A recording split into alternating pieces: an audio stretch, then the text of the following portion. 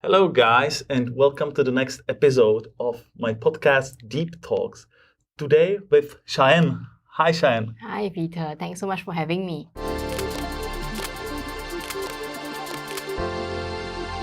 I'm so grateful to have you here today. And for the little introduction, you are a happiness scientist. Yes.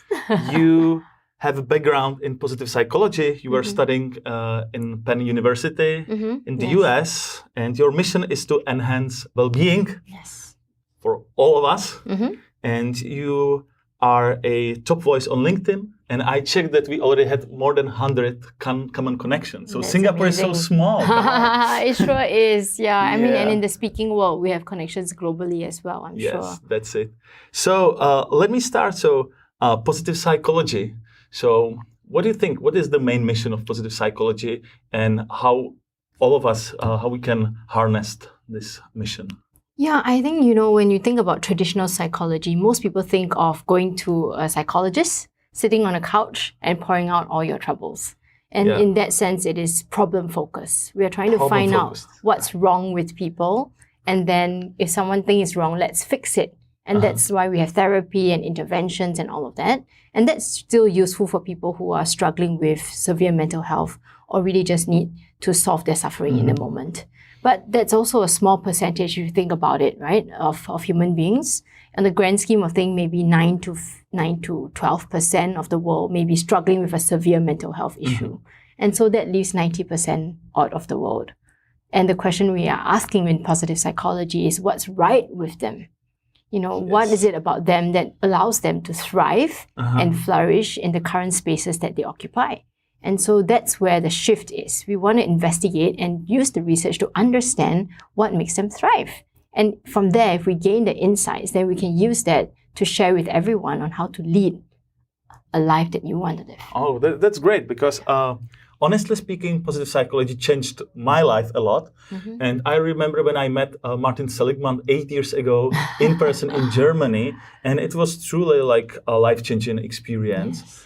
And for me, the switch from the focus on problems to focus on what we can improve is truly profound. So tell me, what is the main difference between just positive thinking and positive psychology? Because a lot of people, they sometimes misuse those two words, and it's a huge problem, I think. So can you explain to me the main difference between just positive thinking and positive psychology? Yeah, I would say that positive thinking is like a subset in the sense that, a lot of things start in the mind, and it's with our thoughts, right? So if we have a thought that today is going to be a good day, it might show up in our emotions. We feel good, we go out, we meet someone, and it's already inside that mental framework.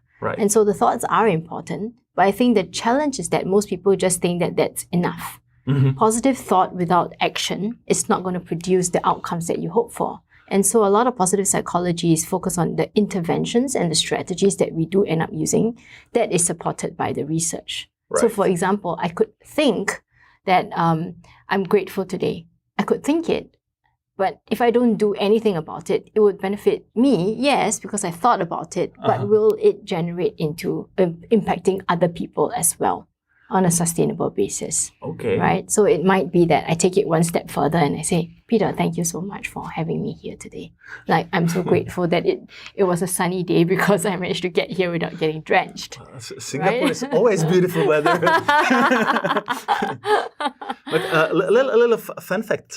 What is the translation of your name? So my name is Sha-En, and in Chinese that translates to Shan. En, and Shan in Chinese means kindness, and En means gratitude. This is so perfect. So you don't need to change your mindset. You have everything in your name already coded. Yeah, I did ask my mom whether she thought about what those two Chinese characters meant. And she said, no, I wanted to call you Sean. And then you came out as a girl, and I was like, what do I do now?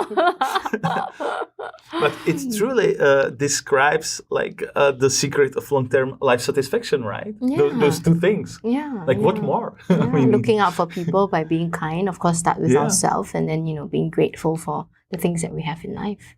I call this that kindness is my let's say like religion 2.0 because Yes, it connects all religions together because Exactly. in the bottom of all religions there is kindness there, like the Absolutely. golden rule, Yeah. to help others, to be humble. Yeah. So this is a beautiful name. Thank you so much. So tell me, like we start with the topic of mindset, because a lot of people, I think that they already understand that it's all about the mindset, the beginning of the journey. When you have negative mindset, like when you are pessimistic, when you sometimes feel hopeless, what is the first step that we can do? You know, I always tell people I'm a reformed optimist. Because I didn't start off being all happy like this, right? I mean, in my secondary school years, I was bullied for quite a number of years, and I often had a very pessimistic outlook. I often told myself, like, is this it? Really? Yeah, life sucks, man. Why is everyone picking on me? You know, all these things, like what's happening to me, it's all my fault. I don't think I'm going to have friends. I don't think I'm going to do well in school. I had all these pessimistic thoughts, right? And well, even with this name. Yeah, can you imagine? Right. Wow. So I want to say this because for people who look at someone like me who looks vibrant and joyful, they may be thinking that's how she was born. Okay, so it's not about genes, right? Right, exactly. And even if you do have genes that perhaps came down from the generation before, generations before, it was something that you can actually take action on, right? And that was something that I learned through those years because I had a teacher who did tell me, you know, Sha-En, you can choose the way you respond to the bullies. You can choose. I didn't feel like I could, but she said, you can choose. And she asked me to just smile a bit more every day and start looking for the good things around me. And that's gratitude, right? Yeah, but that was like my first, I guess, informal foray into positive psychology. That was something that I could do for myself to shift the way that I look at the world. Okay, so the beginning was the teacher. Yes. And he basically told you that you have power to choose. Yes. So I truly love one quote that is attributed to Henry Ford, and it follows like this: like whether you think that you can or whether you think that you can't, in both situations you are right. Yeah, exactly. So a lot of people, they are 100% sure that they can't. Yes. And they are stuck in those same patterns of thinking and then behavioral. So the first step is to realize that you have power to choose. Yes. And what's the next step? The next step is to challenge some of those thoughts, right? And when I say challenge, for example, you think, I'm lousy because I failed on this project. Well, don't accept it straight away because sometimes our mind's playing tricks on us. You know, we have a negative bias, right? And therefore we are paying attention to this negative thought more so than we would a positive thought. So before we absorb it and say like, oh, this is mine, like, I really suck, I'm lousy, I think the first thing we need to do is challenge and say, hey, okay, what makes you think that you are? What is the evidence that you are? And you'll find tons because that's already how you're looking at it. Yes. But then let's balance it up. Hey, where are the times when you have been successful? Where are the times where people have said things about you that were great? Where are the times when your project was actually amazing? And we'll find a lot more because we are asking a different question. And so our attention now shifts to those moments of success. And if we balance it up, then we'll come to realize that, yes, we've made mistakes, we all do, but we have also succeeded on so many counts. And to me, that is the kickstart. If we keep on challenging some of these negative thoughts and balance up the equation, we'll start to find that there are a lot of good things. Okay. And then we be a bit more conscious about shifting the focus, right? By asking a different question, what's going well in my life? Yeah. Honestly speaking, I read one study back then, like it was 12 years ago, about some positive psychology interventions. Yes. And one of those interventions was a gratitude journal. Right. To note down 3 positive things daily or things that you are grateful for. And I do that for 12 years now. Every day, 100% days I have filled in. That's amazing. This is truly like one of those life-changing tools that I truly encourage people to use. So what are any other, maybe some new updated tools that positive psychology uses for those interventions? I think there are some foundational tools that I always use, which is like to practice just being present and aware, to notice not just what's in your mind, because we talk about mindset, but we can't separate the mind from how we feel, our heart. Right.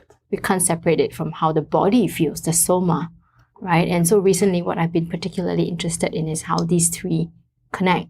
And so many of us are sometimes so disconnected from our heart space, and we intellectualize everything. So beyond the thoughts, I would say, ask yourself, how are you feeling when something happens? And maybe we'll struggle at first to name the emotion because we're not so proficient in it.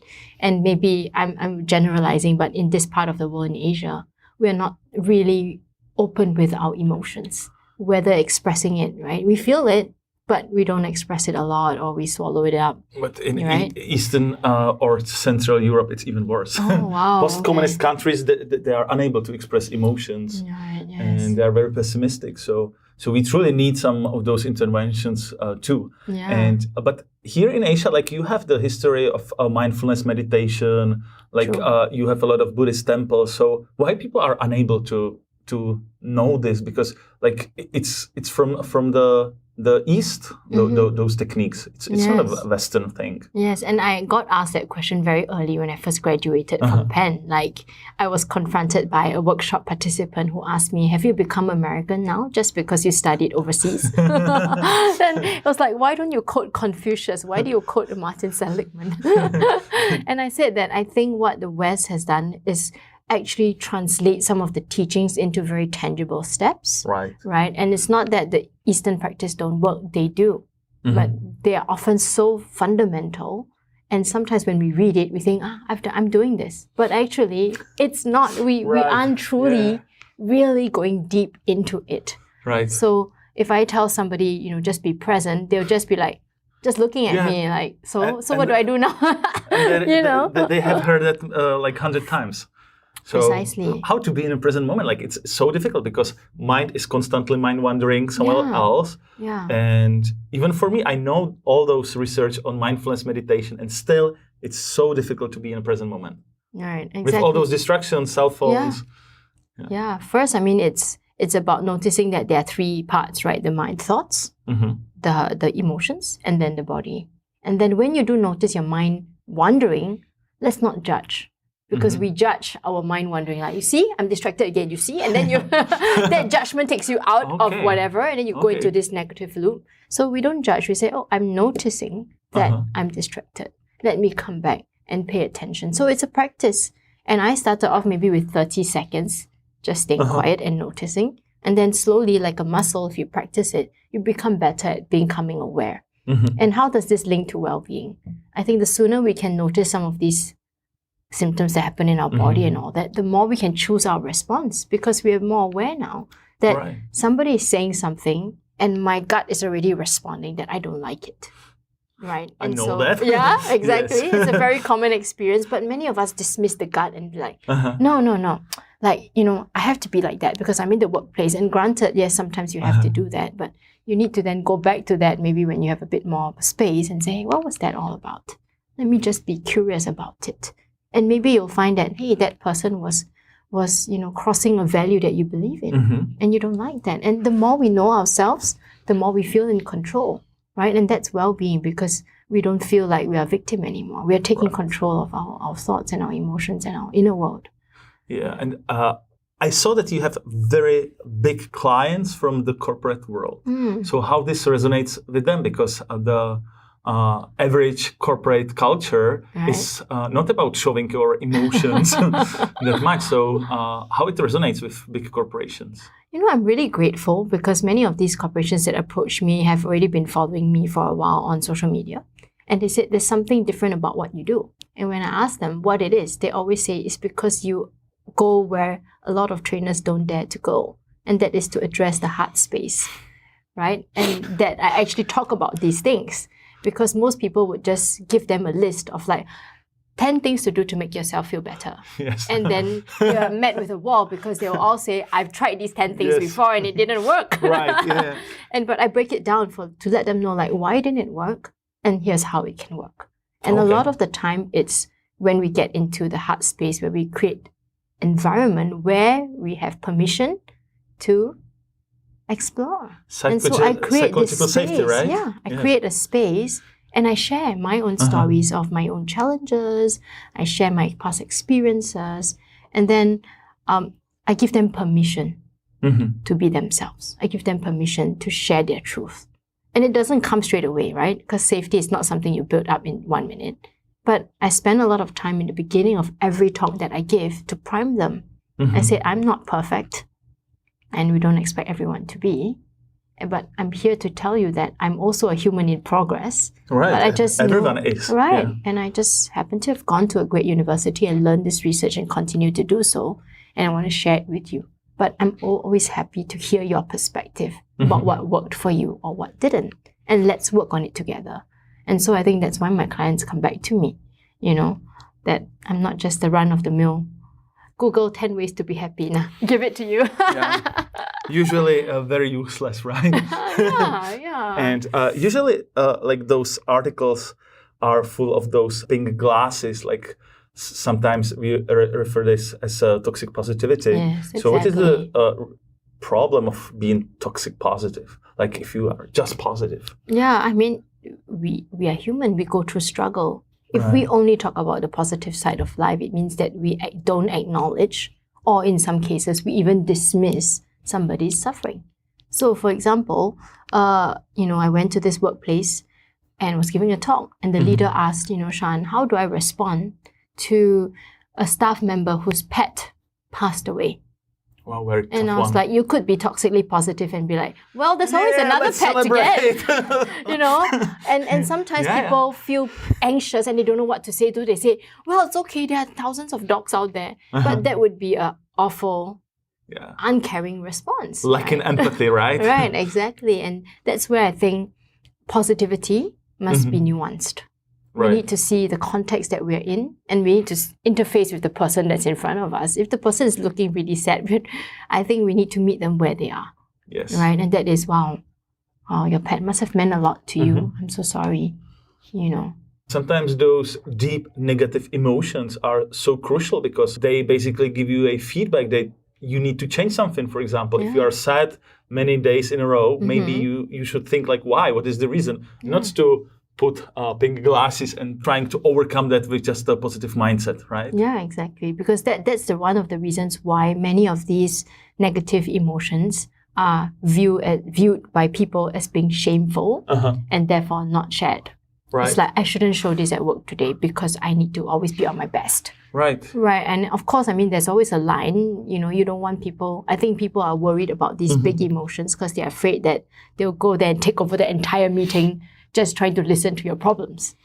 So there is a fine line, but it doesn't mean you shouldn't show any of these emotions at work at all. Yeah. Maybe it's better not to judge emotions at all, to divide them between positive and negative. Yeah. Maybe they are just emotions that are interesting and you can explore them, like even deep sadness when someone passes away. It's so important in your life to realize like what is the value of life and where are your own values. True. So for me, like all emotions are interesting, and especially those deep emotions that you can truly feel in your body. Yeah, exactly. And not to ignore them. Yeah. Because if you ignore those negative emotions or those strong emotions, you can easily get to the situation of burnout. I read some research that here in Singapore, a lot of students, they have some struggles with burnout. So can you discuss this topic of mental health of young people? Yeah, so some of the rising trends for the young people, academic burnout, specifically related to getting high and good results, because we are still quite an achievement-oriented, right?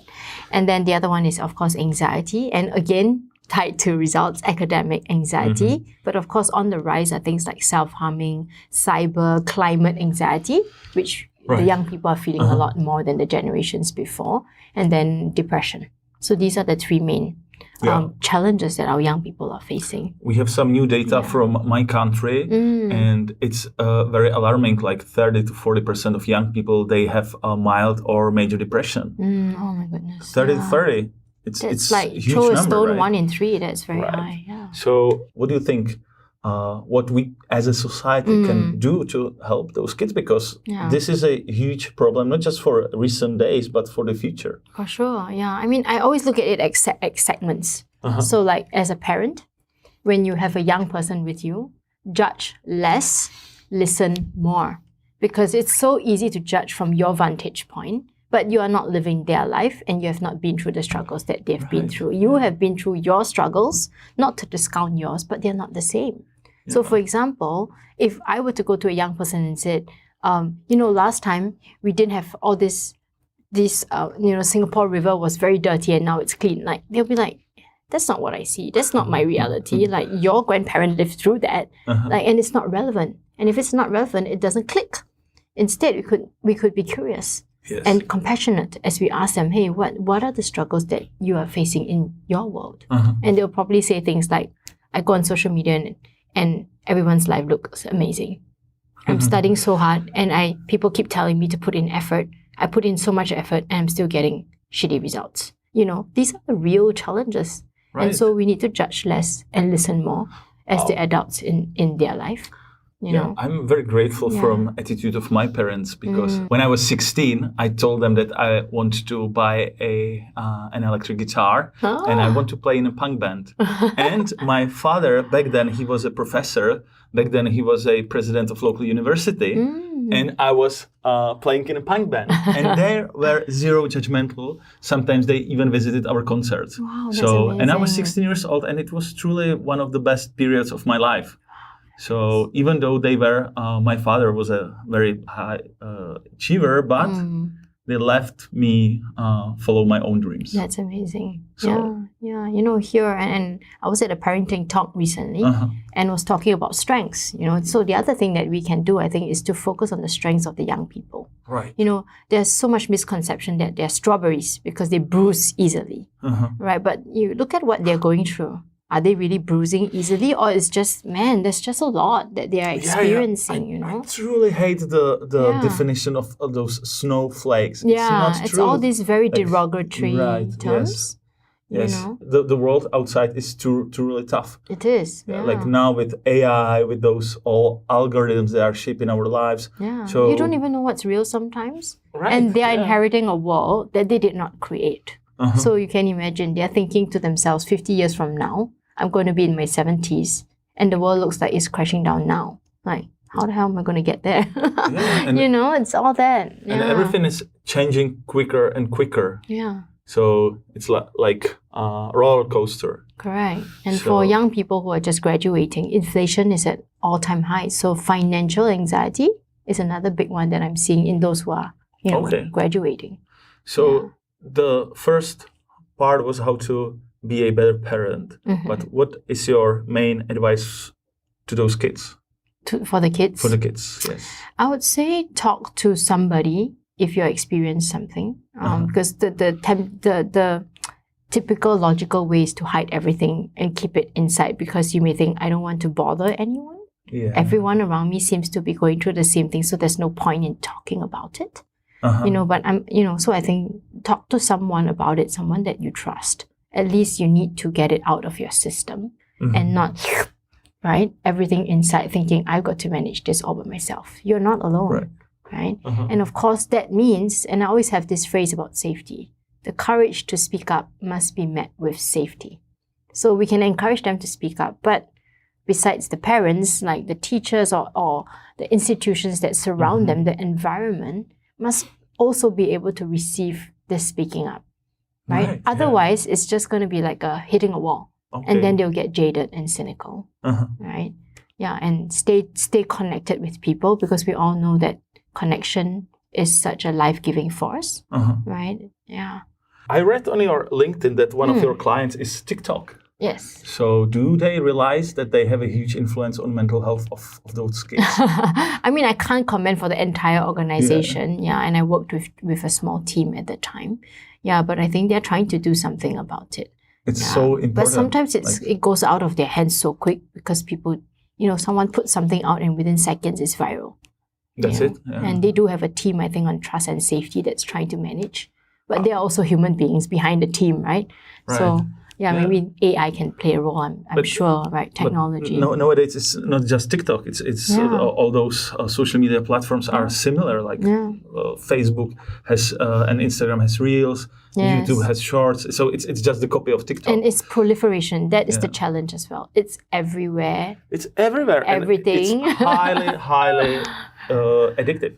Yes. So when I check my phone, I always have videos of hydraulic press pressing some food or crazy things, and I'm like watching that, and I'm like, okay, what's there more? But what we can do with young people, which I'm trying with my two daughters. I have a 15-year-old and a 10-year-old, And I'm trying to teach them the skill of discernment. Learning to discern what is the way to spend your time and what you consume. Because we all know that what we consume becomes what fills our mind. And what fills our mind becomes how we show up in the world. Okay. And so I'm trying to work through them. It's not an easy skill to teach. It's quite a high, I would say, a fairly high order skill. But if we can say, for example, when you are to notice, again, comes back to that mindful presence. When you have spent 30 minutes doom scrolling on your phone, how does that make you feel? And is that how you want to spend your time? Yes. You know, so I'm trying, and it's an uphill battle, I would say, because it's so addictive and it shoots all the dopamine in our brain. Right, Right? yes. But I'm hoping that the more I ask them these questions, that they'll realize, oh yeah, actually, I could have been out at the park. And let me ask you, Right. are they on social media already? One of them's on Instagram, but not TikTok. Right. And then the other one doesn't even have a phone yet because she's 10. Yeah, So that's a good thing. yeah. Yeah. Yeah. So social media, like you are also an influencer. So you are using social media. Yes. So how to balance our time when we are creators, like how to be better with social media? Yeah. I mean, I find that social media platform is a way to get our message out there. But I've also seen that we need to be mindful about how it impacts us, just like for the kids, right? And recently we've been having this discussion, like if you put yourself out there, yes, people get to know you, but you also end up getting trolls who say all kinds of things to you in private message, which is bad for your own mental health. If you spend too much time on that, you could get caught up in the comparison trap. And then start envying everyone and forget about what you're doing. You can always Right? find someone who has more followers than you Duh. and is a top voice. Come on. You know, and so for me, I always just tell myself, well, if I notice myself comparing, I'll notice it. Okay, Yes. yeah, I feel that I'm disappointed that I'm not in that list of whatever that thing is. Okay, I notice it and I'm human. I have feelings, right? And then I'll be like, hey, but is that really important to me? Right. It's not that important to me. What's important to me is that my message comes out clear to the people who need to hear it. And so I go back to that, right? Yeah. And so, yes, this person has got this channel, whatever, and I'm just starting on my YouTube channel. And I'm like, it's okay. They've been doing this for 3 years. And I'm just starting out. So I think as creators, we also need to be mindful of that for our own mental health. And don't get caught up in this whole like doing it just for the sake of doing it or doing it just to have more likes. Right. You know? Yeah. Yeah. So I think that the solution is more to focus on the whole purpose. Yes, exactly. So as you said, like to put the message out for Yeah. people, they need to hear that, and that's it. Yeah. Like, Right. and then to scale up the purpose. Right, exactly. And I think, dig deep into your own path, Right. right? Not everybody's path is meant for you. Yes. You have your own, so why not carve it the way that you want it, right? And then you'll be more authentic and aligned with who you are anyway, as you do that. You now focus on what part of positive psychology? Like, what is your most favorite thing? Okay, I think that most people come to me for two big topics. One is how to manage their stress, because stress is everywhere. And the other one is burnout. Right? Wow, and those are very connected. Very, very connected. And I guess the end outcome that everybody wants is that they just want to have a good life, right? And so Yes, to me, yes, I've yes. always been just passionate about empowering people with tangible, effective tools so that they can live their best possible life. Yeah. It just so happens that there are all these things that get in the way, right? Toxic workplace, stress, anxiety, negative self-talk, all these things are like modern day threats, right? So for me, that's the end goal. If everybody, who wants to achieve a happy or well-lived life, can I give them the tools to navigate all these threats? Okay. And then we can overcome So let's dive into some of those. So what to Yeah. do when you have a toxic boss? what Like to toxic boss, what to do with that? Because it's so common and do. Deep breath. so difficult, right? Agree. Yeah, so I would say, first of all, to understand what is the impact it's having on you, right? So if let's say you're new to the job, new to the company, number one, first of all, understand you need to know where this person is to, and then you need to understand the impact it has on you. Okay? And I always say this, no job is worth sacrificing your sanity, because the amount of recovery time you're going to need after that. Yeah, and even not any relationship. Right, exactly. It's the same, like. Yes, it's the same. It's the same, And so, but I know that also there will be a lot of people who maybe don't have this option. Yeah, and if you don't have the option to walk away, then it's about drawing your boundary line really clear, right? What is it you can accept? What is it you can't? And you need to know it clearly, because other people are not going to have to, they are not going to exercise the boundary for you. You need to know where that is, yes. Right? And if you need to, when, it's very close to that line, you have to step away to recover, replenish and rejuvenate, right? And of course, if you have to stay where you are with that toxic boss, I would say go and get support, right? I'm just saying that if you can't leave. But if you have the option to switch out of that environment or that person, then please do. According to positive psychology, are there any practical tools how you can practice like the courage to say no and to set those boundaries? Yes, start small. Start to say no in low stakes situations. Hey, Peter, want to go for coffee? Okay, no. Right? I only drink tea. Right, exactly. And maybe that is difficult for most people. Then maybe try it with someone that is not at the office first, so that you have comfort. It's like building a muscle. Right. If you say no to something small and you practice it every day, then by the time it comes to the medium thing or the big thing, it's familiar. It's not like, I need to say no to my boss for this project straight away. There's too many steps to climb in such a short frame of time, right? And so for me, I practice saying no, either by text or, or LinkedIn message sometimes, right? Okay. And, if you start practicing it, you get better at it. And then when it comes down to the big one, you have a bit more confidence to say no. I love this strategy of small steps, because you can deploy this strategy in many, many different domains. Yeah. Building habits, building trust, and the courage to say no is one of those. Thank you for that. Then you mentioned the negative self-talk, like how to handle that one. Yeah, so we talked about that in terms of the mindset earlier, and I would say like challenge the thought. Or another way for people who are more visual is put the thought, write it out onto a piece of paper, or you want to put it up on your computer screen and you ask yourself, is that thought helpful or harmful? And you have to ask yourself that real question. And sometimes it can be helpful in a sense that people always say this, this too. They say it like, when I think bad things about myself, it motivates me to the next level of achievement.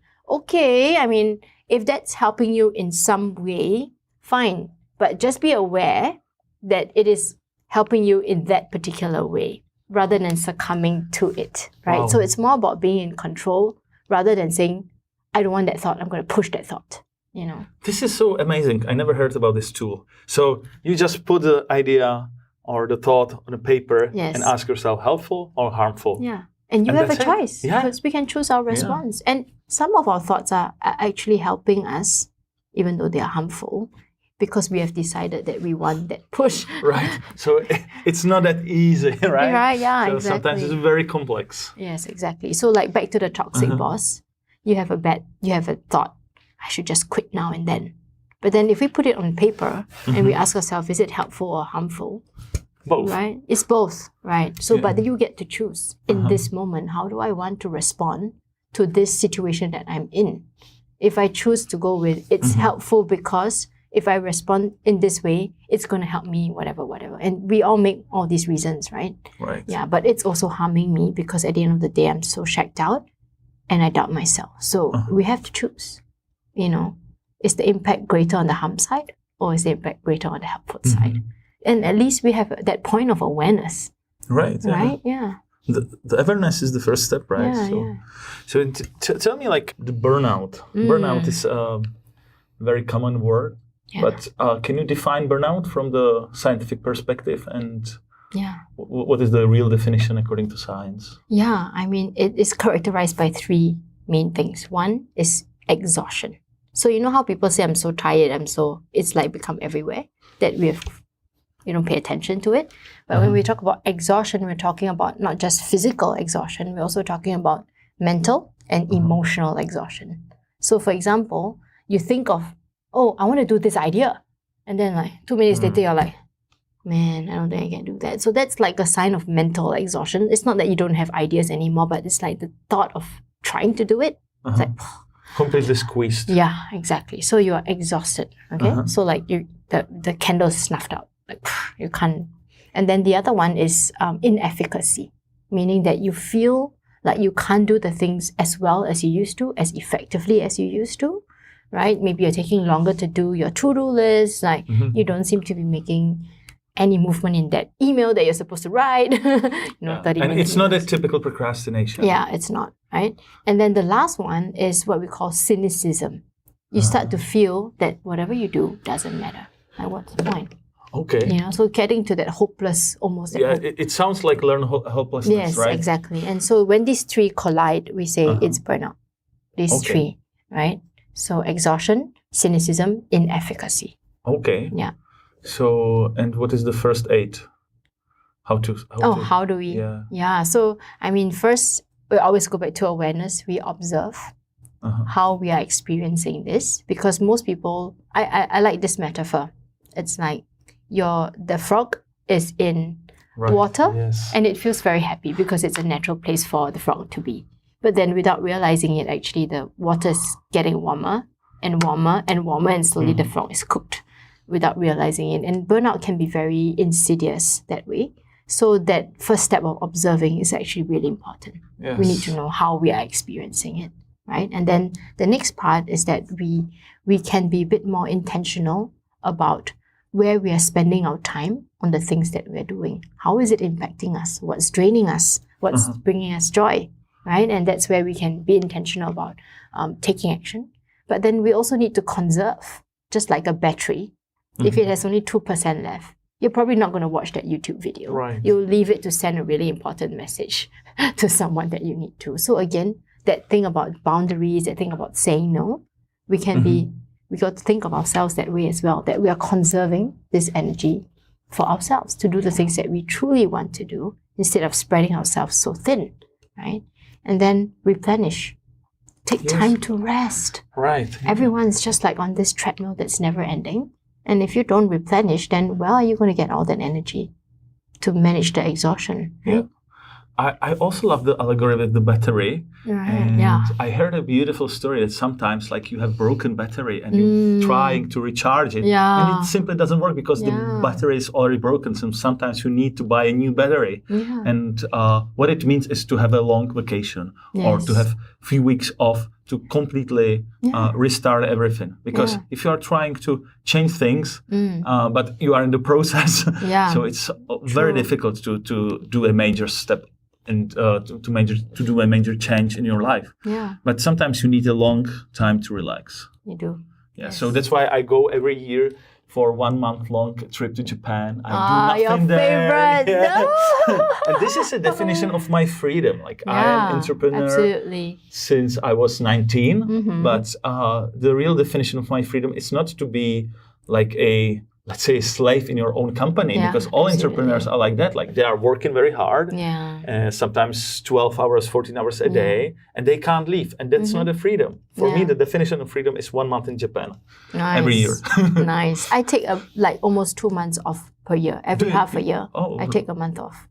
Yeah, because as you said, right? If I'm talking about living a full and happy life, then I walk the talk. Congratulations.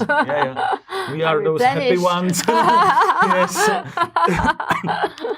Another very important topic of recent world is purpose, especially purpose at work. Because when I used to live in the US, I lived near Wall Street, and there is a beautiful study on people on Wall Street, basically, that they have one of the highest level of depression, and the outcome of the study was that the source is lacking the purpose. Right. Yeah. So what we can do to uncover our purpose, because this is truly core of my work, and I'm trying to help people to find their purpose. So my purpose is to help others to find purpose. But I'm very, very keen on like, what are your views on purpose? Yeah. So to me, purpose is like the fuel that comes from within. It drives us, and and actually all of us probably have it stirring. It's just that we have learned how not to listen to it. Does that make sense? Yeah. Like we are not responding to it. So we have a gut feeling and we're like, that's not practical in this world. Then you kind of stuff it down. And then you continue doing that practical thing. So like Wall Street, right? They're all there, they make money because these are the standard ways we measure our success. But purpose is not about the standard ways. It's about what is driving you as a human. And all of us may all different. Yeah, but I think first step, listen to what are all these little things coming towards you from within, because that's the fuel. And to me, it's like you said, finding purpose. Some people don't even think about it, right? Of course. There's just this narrative and they just walk it. But then they hit a certain age and they're like, meh, what is all this for? Or they have an illness, which of course is really sad. And then they start contemplating what is their purpose, right? So sometimes it's too late. Yeah. Sometimes we realize those things like when we are experience those near-death experiences. But sometimes we still have plenty of time in front of us. Yes. So I think that you can start to live your purpose from today, and it's still worth. Yeah. But the question you asked, how do I find? A lot of young people or mid-career would say, where do I even start? I don't even know. So I often define it as big picture purpose, which is, I'm going to save the world. I want world peace. I want the icebergs in Antarctica not to melt, right? Big picture, which is great, but not everyone needs to have a big picture purpose. And I call it small picture purpose. It's detached with those small steps. So you need to connect small steps with those big things, right? Exactly. And if everybody did big picture purpose but doesn't know where to start, nobody will get there. So the question I always ask is, what can I contribute to today in my immediate environment, right? So if I'm at the workplace, what is something I feel strongly about that I can contribute to? And that could be using my strengths, it could be using my ideas, my talent, my energy, whatever it is. And you find that is already bringing first level connection. And it's in front of you. You don't need to go to Antarctica to find your purpose. I know some of us go away to discover ourselves, but we can also start day to day, And just because someone has the big picture purpose does not make your small picture purpose devalued. That's a very important message. Oh, that's it, yeah. Because not to compare if it comes in terms of purpose, right? Right. So for example, a mother would tell me my purpose is to spend time with my children. Yeah. And I'm like, awesome. Awesome, right? But in the world, sometimes that is seen as you're just doing what you're supposed to do. Just be a mom. But come on, a mom that spends time is raising a child who is stable and will contribute positively to the world. It's how we frame it that makes a huge difference on purpose. Wow. Yeah.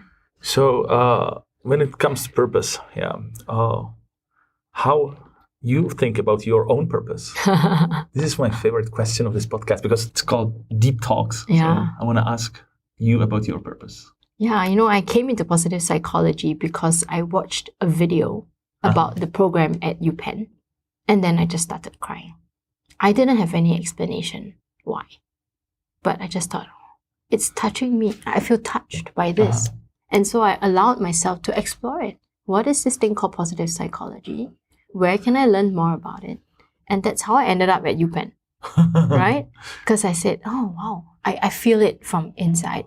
And this is talking to me in a way like nothing else has. And it still continues to do so, which is why I'm still 13 years in this industry, right? And so to me, I often respond to that fuel. And of course, maybe the modality changes. For example, now I want to do more video. Not because I think I look great on camera, but I think maybe that's a way to deliver on the purpose. That's it. It gets the message out there to people in a way that's different from what I've been doing. So the purpose remains very grounded, but maybe the modality changes, right? Or I'm writing my book, right? Really? And so, that's great. also another way for the purpose to get out there, my purpose, right? And then hopefully it can impact people. And tell me, honestly, how easy is writing for you?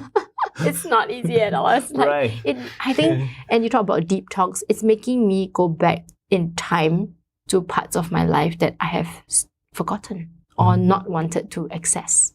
And that in itself is a beautiful journey. A bit painful at times because it triggers certain things. But I think as I'm doing that, I'm getting to a deeper level with my audience, I think, when I'm writing. Okay. Yeah. So do you have any like personal stories in there in your book? Yeah, absolutely. And can you share some of those for our listeners before the book is published? Yeah. So one of them was I was really young, and I was bobbing for apples, and it was a happy moment. But then, as I was trying to recall more happy moments to talk about in the chapter on like finding your joy, I realized that I've forgotten what happens from 5, which was where the apples happened, to about 10. Okay. And that prompted, that's 5 years, right? And I couldn't remember. No positive memories from. Yeah, I couldn't remember a lot of it. So I started asking myself, wow, what happened during those times, right? Did I block it out? You know, and I've been going to therapy as well. And as we unpack it, I realized that I did remember certain things. For example, I had a certain cake every single year on my birthday, right? But then there were also moments where my parents were also not getting along. And so I had blocked out almost everything. Right. And this is what I want to put in the book, that in the journey towards happiness and well-being, you will encounter all these different parts of yourself. And what I hope for people to acknowledge is that there are parts and they're all part of us. Let's not deny some and only show some to the world. Right? Because we are actually whole people. Oh, right? wow. So yeah, I mean, those are the kinds of stories that I will be elaborating more in the book. Yeah. I really appreciate that you have the courage as a happiness scientist to share with us that you also visit in therapy. So this is so important because I'm also visiting psychotherapy and most of my clients are visiting psychotherapy. So I think that it's common for all of us in these days. And it's very important to have the courage to share this with others. Yeah, but I always think about the audience, right? Because I think a lot of people still have a stigma around mental health. Yes, that's like, it. I need to deal with it by myself. Talking to someone is a sign of weakness. But to me, it's a sign of actually self-awareness. Exactly. And that takes courage and strength. And so if you're doing that, you are recognizing that there are some parts that, you know, we can't solve every problem. We need a network, we need relationships, we need people in our lives, you know. Yeah. Okay. And let me ask you about one more thing, because I usually discuss a topic of values. Like, what are your core values that you believe that are somehow shaping your world and life? Yeah, great question. Number one, like you, freedom. Freedom. Yeah. So I was in a job before I came out to do my own business, and I was teaching. And by right, teaching is a meaningful career. Or at least a lot of people say that. But I was out of alignment. And who were your students? They were 10, 11, 12-year-olds. Really? Yeah. I mean, they were awesome. They were very cute. I enjoyed, like, they asked amazing questions. And I loved the teaching part of it. But there were so many other things that I felt were not what I wanted to do. Right? So I was out of alignment in what was, quote unquote, a meaningful career. Right? And so I left. Right? And when I left, I felt free. Because now I'm not having to subscribe to this box that I was in. Yeah, so number one value is freedom. And as an entrepreneur, just like you, I can create my life exactly or design my life exactly the way that I want it to. Right? If I don't want to take this project, I'll say no. If I want to do it and it doesn't pay me much, I'll do it because I want to do it. Yes. Right? If I want to travel here and speak, I'll do it, you know, things like that. So freedom is my number one value. Love that. Yeah. Love is number 2. Yeah. So I mean, I'm very sensitive as well, and I feel a lot. And for me, love is not just about romantic love. It is about those micro moments of love, caring for someone. Maybe it's my name again, like kindness, right? Gratitude. And so yeah, I'm always driven by that. You know, how can I show up as a more loving person in this world? It's not always easy because there's all kinds of people around who will tell you otherwise, you know, but I think it's something that I keep coming back to, you know, and I reflect on a lot. Yeah. And I think that kindness is also one of those sources of longevity. There is some science behind that. Yeah. And Singapore is one of those places that you have the longest average lifespan around the globe, like 84. We only have 70, 79 in Central Europe. So do you think that like longevity is somehow connected with the whole Asian culture, or what do you think? Like, what are your views on longevity here in Singapore? I mean, the longest study from Harvard says that the greatest contributor are strong, high-quality relationships. And I think here in Singapore, we are I wouldn't say we're very collectivist, but the whole idea of the we is quite strong, right? Meaning that, and it can cut both ways, of course. Like on the one hand, it's supportive because we are around each other, we connect with each other, and we take relatives and family members into consideration when we're making decisions, right? But of course, it can go the other way when you take too much of that and forget about who you are. But that's maybe a separate conversation. But I think that having that network of relationships around actually supports the longevity because you have someone to remind you, hey, are you going for the appointment, right? Yeah. And because we have such a strong sense of filial piety, which is meaning that you think about the generation before and everything that they've done for you, and you want to give back because you know that they probably went through a lot to bring you to this stage of adulthood. And so that whole idea of respect your elder, give back, also forms this loop of connectivity, which I think maybe contributes to the longevity. This is so interesting because in my little bit simplistic view, like we both live in the US. And US is like me first. Yes. Especially with Trump, make America great again. And West is a little bit selfish. East is a little bit sometimes too much selfless. Yes. And I think that we should combine both. Absolutely. Like, to have a huge community, but sometimes to have a courage to say no even to your own parents when you don't want to follow their path that they want for you. Yeah, I can't remember when this interview was, and someone did ask me, what would you do? What advice can you give to Singaporeans who want to be happier? I'll say, be a little bit more protective of yourself. Right. You know, and that's a bit controversial to say in a very Asian society because we always think about someone else before ourselves. But I think for me, and I put it on LinkedIn as well, like it's time to redefine kindness. It isn't just about sacrificing yourself for the good of someone else. If it comes at a cost, and that means that you're going to feel resentful, you're going to be angry, you're going to doubt yourself, you're going to think that I don't even matter, then that's not a healthy sense of self either. Yeah. So as we move from, I guess, a very communal, collectivist thing, we also need to find space where you're right. We can disagree with our parents. We can say no to certain requests that a person who is elder than us says. Yes. And it's because we are secure in who we are and we understand this is protecting our energy, right? Right. Yeah. It's still a fairly new concept. It is. Yeah. But it's also grounded in science because I truly love the book Give and Take from Adam Grant. Yes. And he's basically defining those takers and givers. And what he says is that the ideal ratio is somewhere in the middle to be what he calls like a healthy giver. Yes. If you are like unhealthy giver, if you want to help everyone and if you don't have the courage to say no, or if you are sacrificing yourself, as you mentioned, then you can end with the burnout and you are not living your own life. Correct. But if you are too selfish, then sometimes, come on, you are let's say an asshole. And it's also not a solution. So combine those two virtues, like selfish and selfless,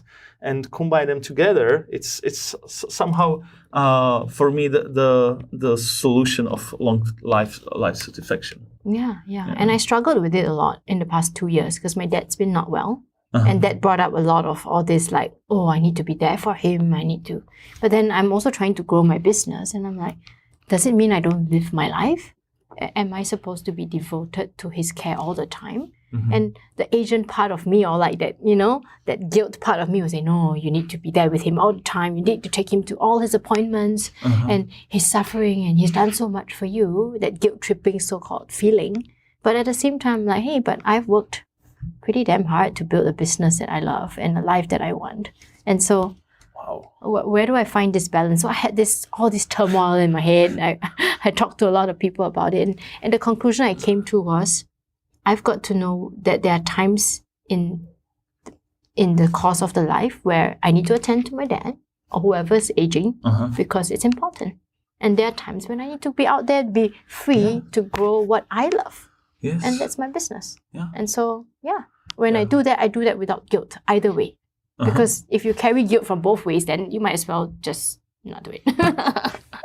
Right? Sha-En, I truly love how honest and open you are, because this is so crucial, like, to share those stories, because all of us, we have those struggles, like to find the right balance between being selfish, selfless, and sometimes people are truly lost. They don't know what to choose, and this story was truly, truly important. So thank you for that. Thank you for asking.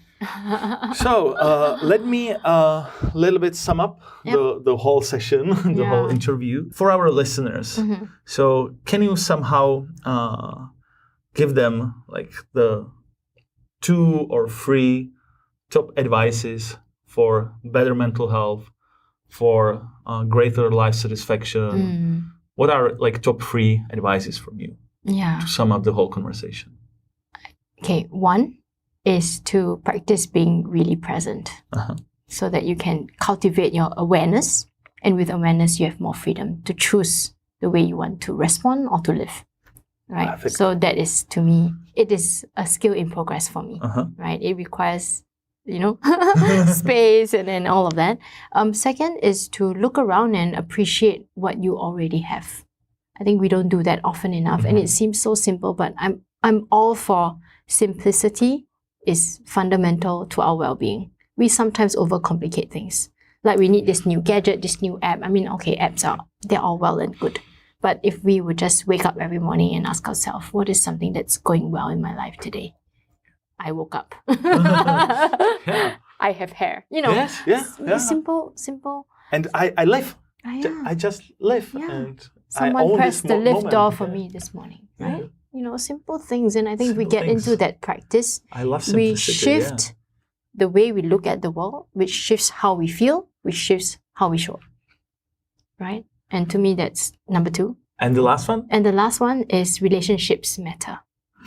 And sometimes, and a part of my book is, the one chapter in my book is we've lost sight of what matters. And to me, relationships are fundamental to our well-being. Not just research proves it. We know it. We went through the pandemic, and why were we all struggling? It's because we didn't have that relationship connection. So take time to nurture it, and if possible, put it into your schedule. Because I think if it's not in your schedule to connect with someone, then you're gonna just say, next week lah, let's do it another time, right? And I've had that experience where that time didn't come, right, with a person who's close to me. And to me, it's, you want to look back in regret, or you want to say, hey, I realized this matters to me. Let's do it now, right? Tomorrow, next week, right? So yeah. Dear Sha-En, thank you so much for the And interview. I'm feeling like I definitely put this into my gratitude journal for today. Me too. And it was not a little thing, it was huge, because we covered like all those important ideas. Man, So thank you so much for that. Thank you again for And having me. hopefully see you soon. Yes, And for sure. with our I'll listeners, put it in my schedule, Peter. Yes, please. And with our listeners, guys, thank you so much that you are listening to this podcast, and feel free to share it with some of your friends and to help us to spread this important message. So take care, guys. Bye. See ya.